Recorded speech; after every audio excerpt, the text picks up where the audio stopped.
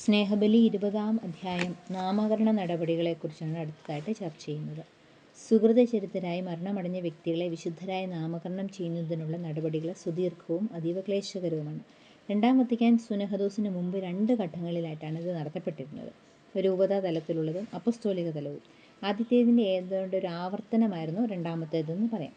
ഈ നടപടിക്രമം ലഘൂകരിക്കുകയും പരസ്പര ബന്ധിതമാക്കുകയും ചെയ്യുക ആശാവഹമായിരിക്കുമെന്ന് സൂചിപ്പിച്ചുകൊണ്ട് സുനഹദോസിലെ സഭാപിതാക്കന്മാർ പരിശുദ്ധ പിതാവിനൊരു നിവേദനം സമർപ്പിച്ചു.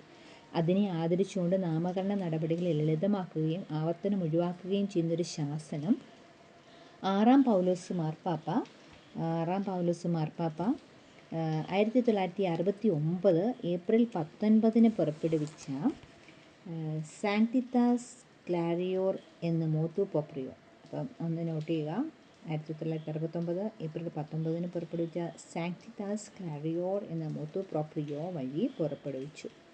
അടുത്ത കാലത്ത് പ്രസിദ്ധീകൃതമായ പരിഷ്കരിച്ച കാനൻ നിയമത്തിൻ്റെ വെളിച്ചത്തിൽ 2-ാം ജോൺ പോൾ പാപ്പ 1983 ജനുവരി 25 പുറപ്പെടുവിച്ച ഡിവിനസ് പെർഫെക്ഷനിസ് മജിസ്റ്റർ എന്ന അപ്പസ്തോലിക് കോൺസ്റ്റിറ്റ്യൂഷൻ വഴി നടപടിക്രമങ്ങൾ കൂടുതൽ ലളിതമാക്കിയിരിക്കുകയാണ്. അപ്പോൾ ഡിവിനസ് പെർഫെക്ഷനിസ് മജിസ്റ്റർ അത് അപ്പസ്തോലിക് കോൺസ്റ്റിറ്റ്യൂഷനാണ്. അത് ജോൺ പോൾ മാർപ്പാപ്പയുടേതാണ്. 1983 ജനുവരി 25 മറ്റേത് 6-ാം പൗലോസ് മാർപ്പാപ്പയാണ്. 1969 സാങ്ക്ടിത്താസ് ക്ലാരിയോർ എന്ന് പറയുന്ന മോത്തു പ്രോപ്രിയോ. 2 പേരുകൾ ഓർത്തിരിക്കാം. എന്നാൽ അൽഫോൻസാമയുടെ നാമകരണ നടപടികൾ എങ്ങനെയായിരുന്നു? ദീർഘമായ പഴയ ക്രമം അനുസരിച്ചാണ് തുടങ്ങിയതും പുരോഗമിച്ചതും. ദിവംഗതരായ ധന്യാത്മാക്കൾ ജീവിക്കുകയും മരണമടയുകയും ചെയ്ത സ്ഥലത്ത് തന്നെയാണ് രൂപതാ തലത്തിലുള്ള നടപടികൾ സാധാരണയായിട്ട് നടത്തപ്പെടുക. അവരെ ജീവിക്കുകയും മരണമടയുകയും ചെയ്ത സ്ഥലത്ത് തന്നെയാണ് രൂപതാ തലത്തിലുള്ള നടപടികൾ സാധാരണയായിട്ട് നടത്തപ്പെടുക. രൂപതാധ്യക്ഷൻ സ്വമേധയാ അല്ലെങ്കിൽ മറ്റുള്ളവരുടെ അഭ്യർത്ഥന അനുസരിച്ച് പ്രാഥമിക നടപടികൾ സ്വീകരിക്കുന്നു. പരേതൻ്റെ ജീവിത വിശുദ്ധി ഗാഢമായ പഠനം അർഹിക്കുന്നു എന്ന് ബോധ്യപ്പെട്ടാൽ രൂപതാ തലത്തിലുള്ള നടപടികൾ ആരംഭിക്കാൻ അദ്ദേഹം തീരുമാനിക്കും. അപ്പോൾ പരേതൻ്റെ ജീവിത വിശുദ്ധി ഗാഢമായ പഠനം അർഹിക്കുന്നു എന്ന് ബോധ്യപ്പെട്ടാൽ രൂപതാ തലത്തിലുള്ള നടപടികൾ ആരംഭിക്കാൻ അദ്ദേഹം തീരുമാനിക്കും.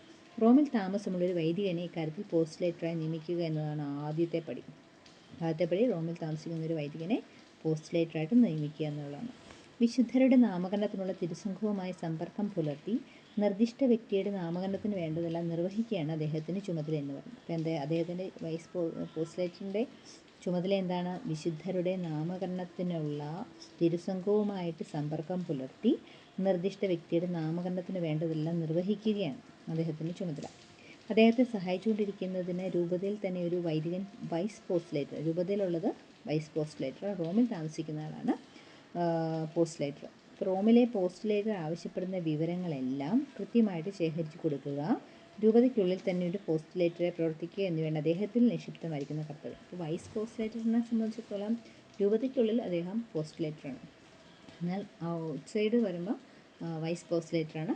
റോമിൽ നിന്നുള്ള പോസ്റ്റ്ലേറ്റർ ആവശ്യപ്പെടുന്ന രേഖകളെല്ലാം എത്തിച്ചു കൊടുക്കുക അദ്ദേഹത്തിൻ്റെ കർത്തവ്യം. അനന്തരം തിരുസംഘത്തിൻ്റെ അനുമതിയോടുകൂടി രൂപതാധ്യക്ഷൻ കോടതി ട്രൈബ്യൂണൽ സംഘടിപ്പിക്കുന്നു. ആരാണ് കോടതി സംഘടിപ്പിക്കുന്നത്? രൂപതാധ്യക്ഷനാണ്. കോടതികൾ സാധാരണയായിട്ട് 3 അംഗമാണ്. ഓരോ കോടതിയും കുറഞ്ഞ പക്ഷം 3 ജഡ്ജിമാർ. ജഡ്ജിമാരിൽ തന്നെ ആരൊക്കെയാണ് ഉൾപ്പെടുന്നത്? ഒരു വിശ്വാസ സംരക്ഷകൻ, ഒരു നോട്ടറി, ഒരു ദൂതൻ. അപ്പോൾ 3 കോടതിയാണുള്ളത്. ഓരോ കോടതിയും കുറഞ്ഞ പക്ഷം 3 ജഡ്ജിമാരുണ്ടായിരിക്കും. ആ ജഡ്ജിമാർ 3 പേരിൽ ഏതൊക്കെ കാറ്റഗറിയാണ്? ഒരു വിശ്വാസ സംരക്ഷകൻ, ഒരു നോട്ടറി, ഒരു ദൂതൻ.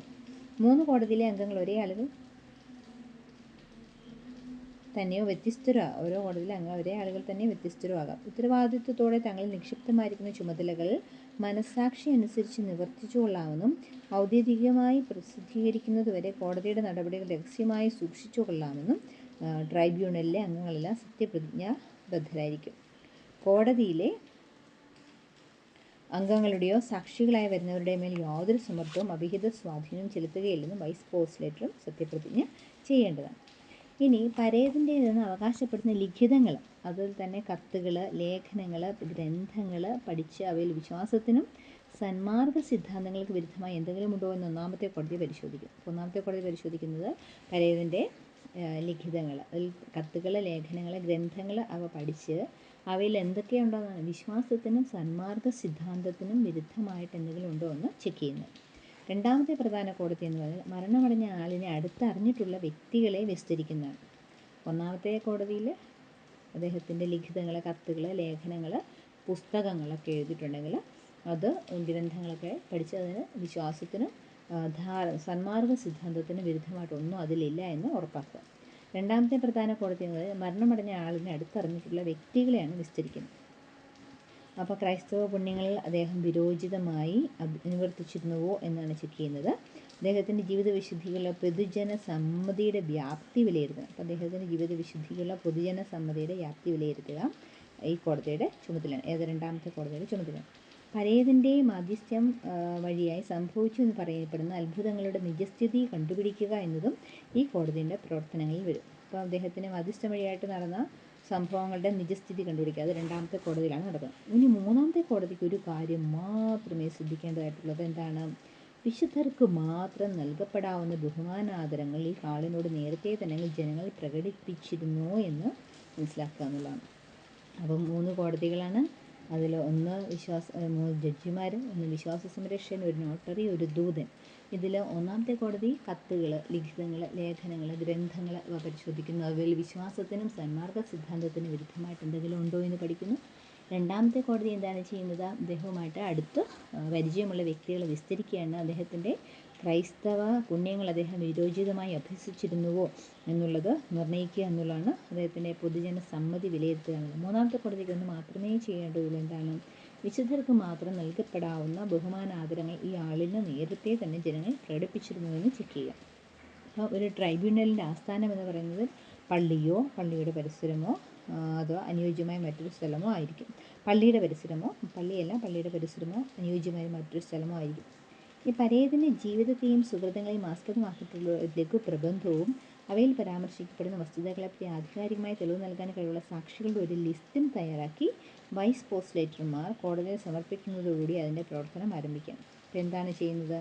പരേതൻ്റെ ഒരു ലഘു പ്രബന്ധം, ജീവിതത്തെയും സുഹൃത്തുക്കളെയും കുറിച്ചുള്ള ഒരു ലഘു പ്രബന്ധം, അതിൽ പരാമർശിക്കപ്പെടുന്ന വസ്തുതകളെപ്പറ്റി ആധികാരികമായി തെളിവ് നൽകാൻ കഴിവുള്ള സാക്ഷികളുടെ ഒരു ലിസ്റ്റ് തയ്യാറാക്കി വൈസ് പോസ്റ്റ്ലേറ്റർ കോടതിയിൽ സമർപ്പിക്കുന്നതോടുകൂടി അതിൻ്റെ പ്രവർത്തനം ആരംഭിക്കുക.